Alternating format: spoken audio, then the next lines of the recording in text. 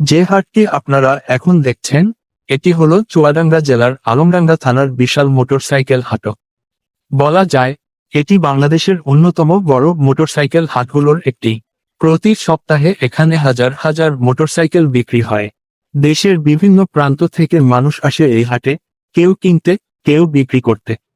এখানে আপনি পাবেন সব ধরনের মোটরসাইকেল, পুরাতন, নতুন, স্পোর্টস বাইক, ডিজিটাল বাইক, এমনকি লিমিটেড এডিশন বাইকও।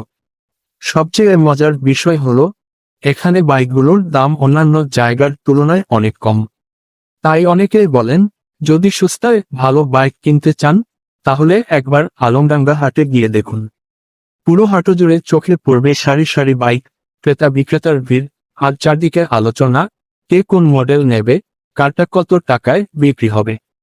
এটা শুধু একটা হাট না, এটা যেন বাইকের এক উৎসবের মাঠ। মোটরসাইকেল আগুন, তাই একবার আপনি এই হাটে এলে বুঝবেন কেন সবাই বলে ডানে ইশারা করা উল্টো হাতের তর্জনী। চুয়াডাঙ্গার আলমডাঙ্গা মোটরসাইকেল হাট মানেই বাইকের রাজ্য।